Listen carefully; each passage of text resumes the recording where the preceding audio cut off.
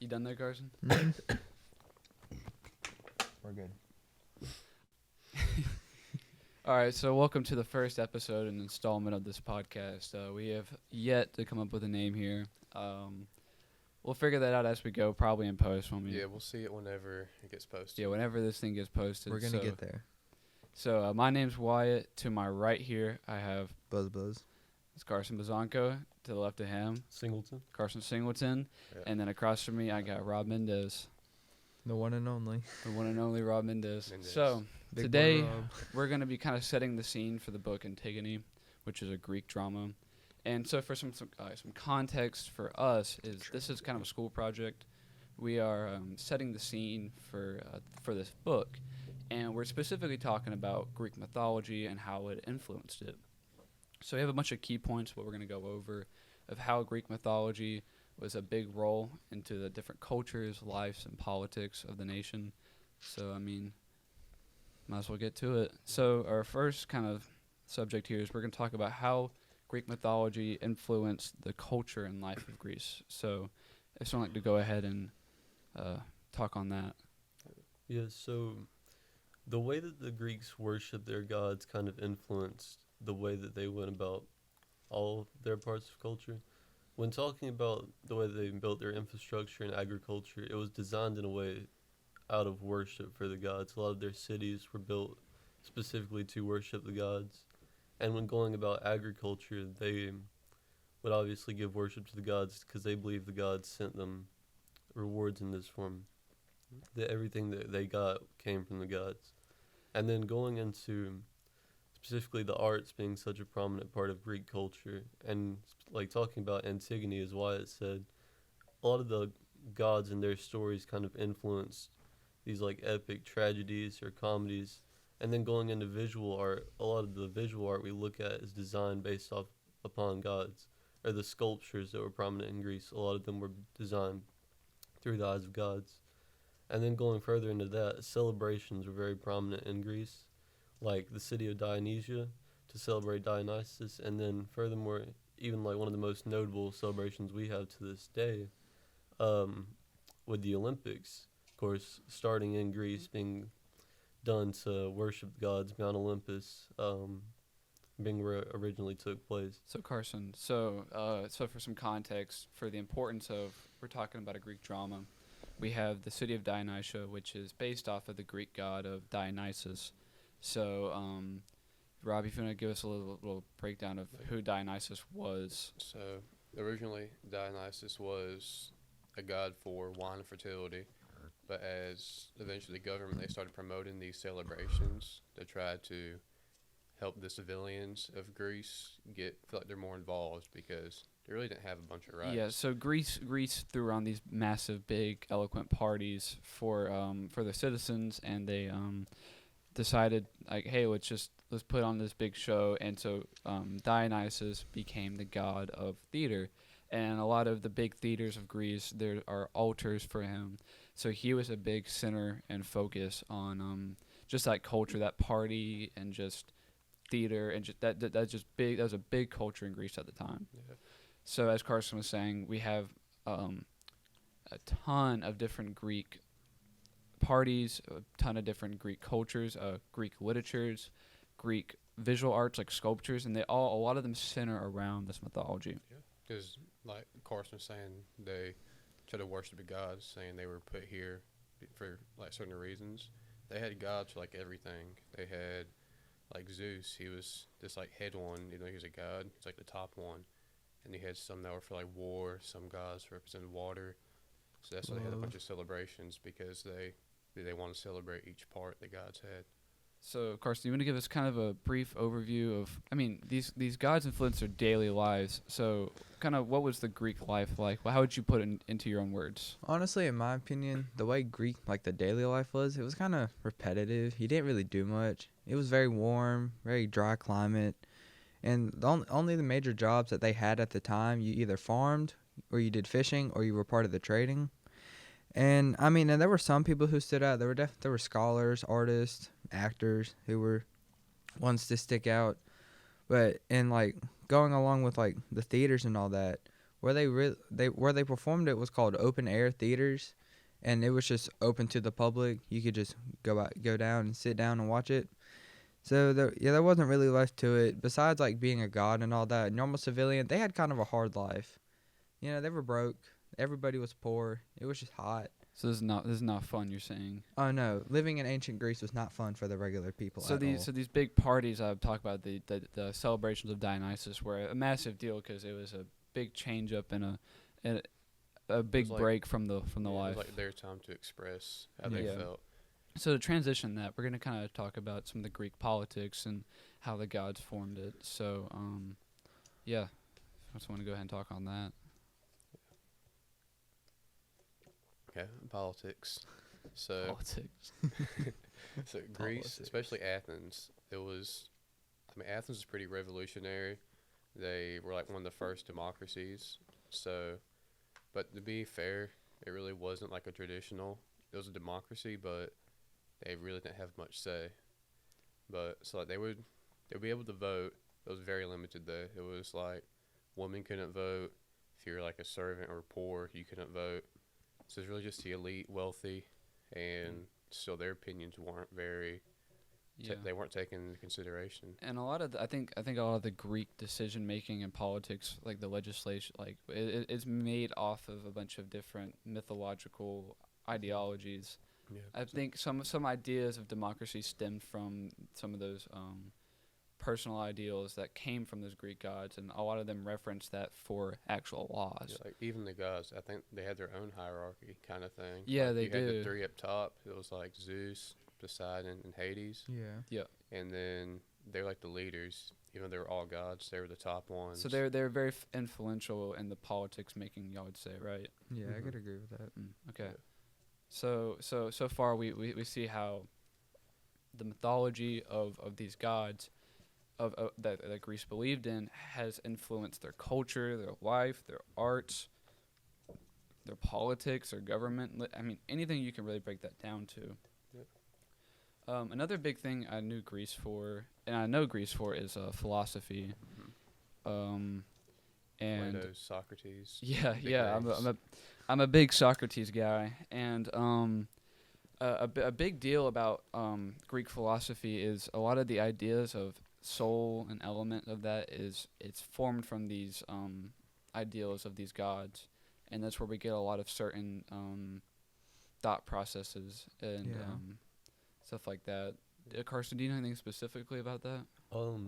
So a lot of philosophical things we talk about kind of, or the gods themselves kind of inspired later philosophy. Like specifically, when we talk about like Sisyphus, later inspiring philosophy outside of Greece, and the gods themselves being very prominent in like Plato's dialogues. Yeah, Plato. Yeah, these Greek gods were taken very seriously by the government. I mean, to the point where they are willing to execute people over whether they did or did not believe them. Super serious. Yeah, super duper serious. Yeah, it helped Super involve duper the serious. civilians because like it was their everyday life. The government kind Yeah. of based herself off that. It kind of helped regulate people understand why they do things. Yeah, I so specifically in Plato, some of his dialogues we see in the Euthyphro and the Apology of Socrates.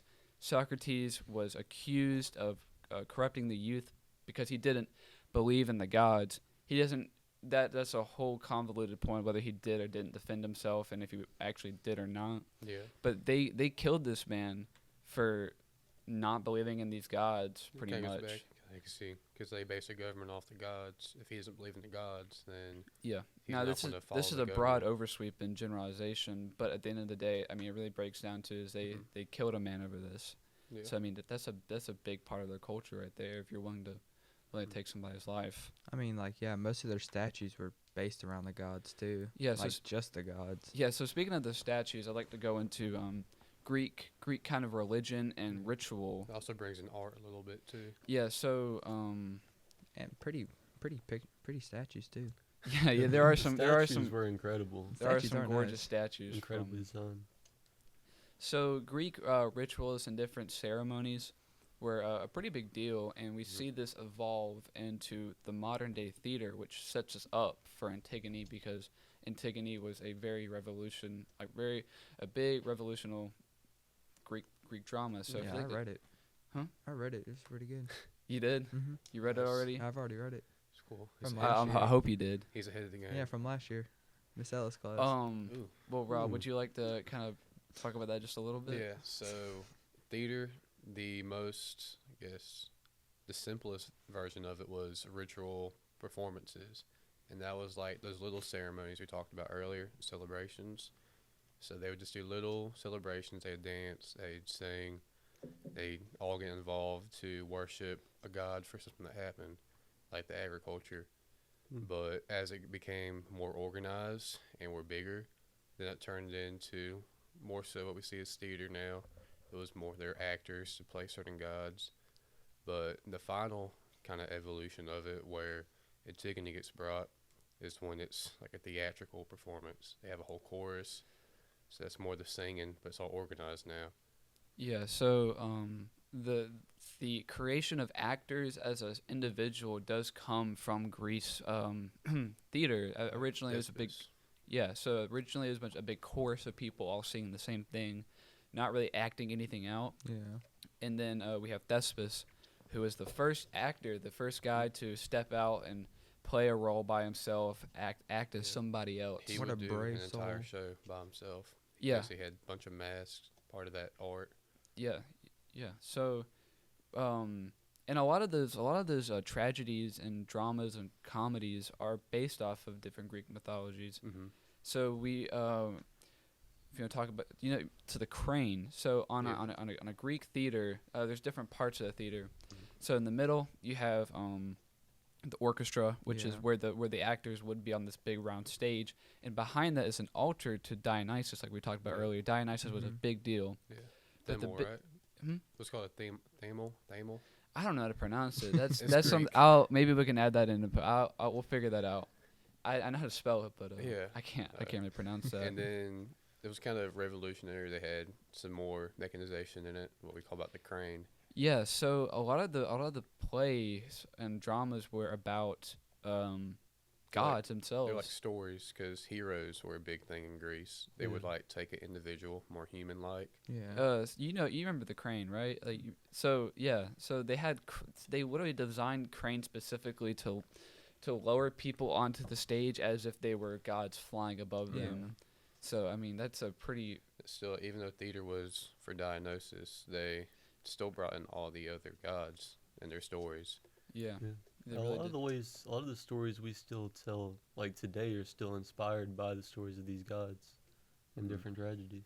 So would you say that a bunch of the kind of principle of good and evil type storytelling, the dark side, light side, comes from Greece in a sense? Yeah, I would say that Greece and the way that we view good and evil, and the question of is something good because the gods view it as good, kind of inspires a lot of our storytelling to this day.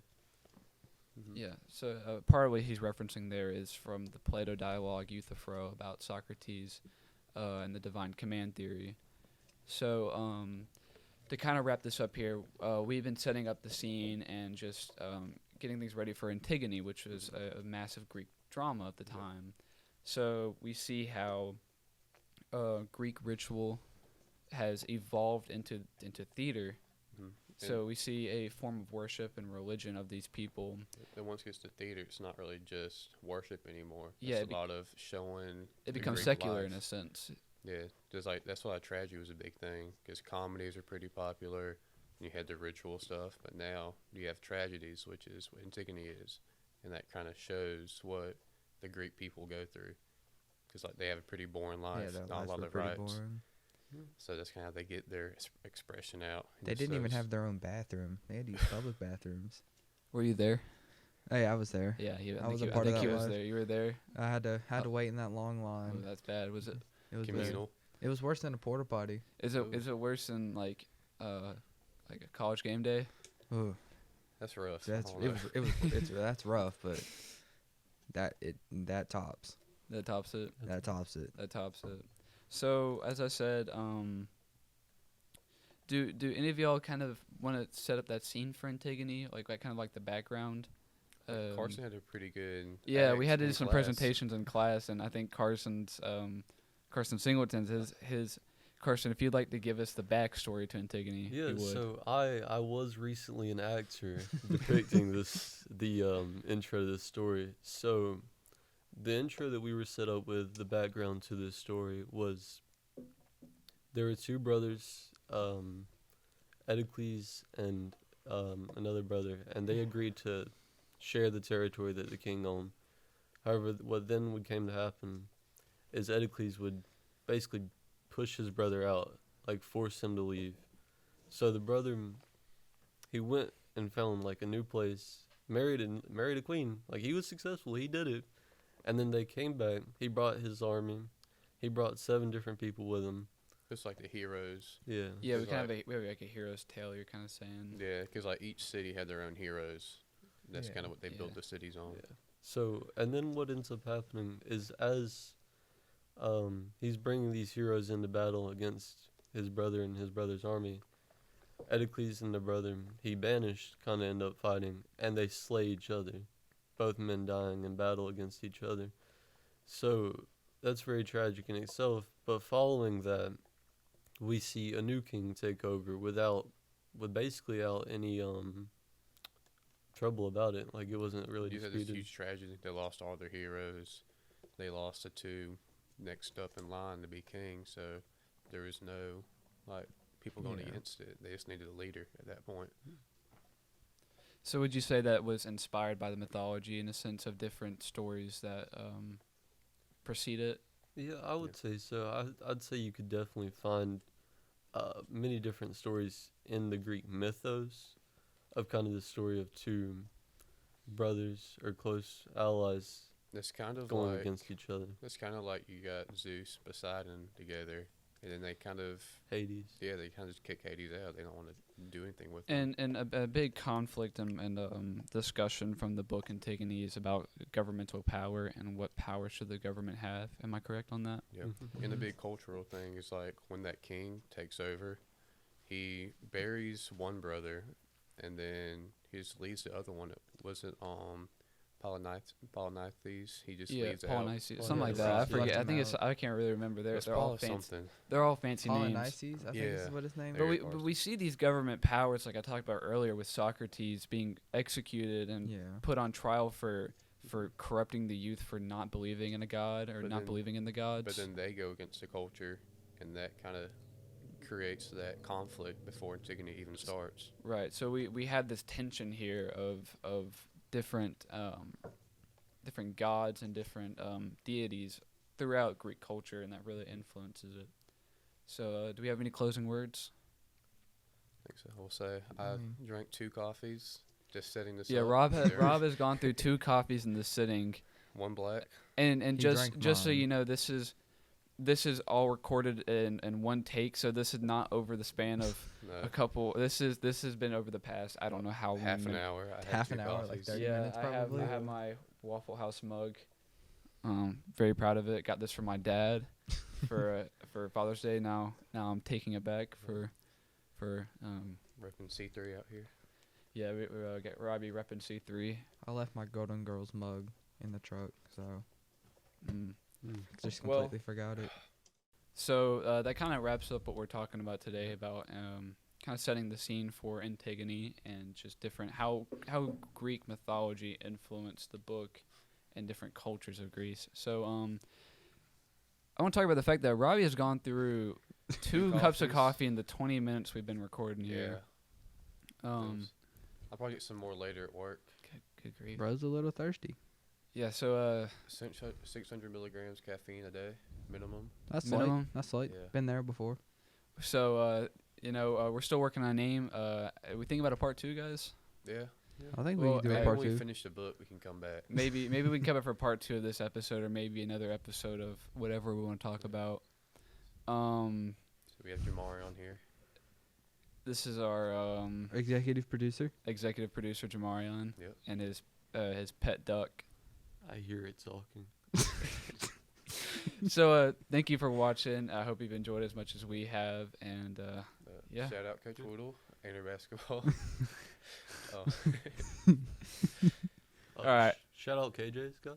KJ's Yes. shout out C3 Coffee. Shout out produce Corporate for the bananas. Collective. Yeah, well, Scott Johnson. Scott Johnson, thank you to Good my old Scott. dad for making this happen, and thanks for watching.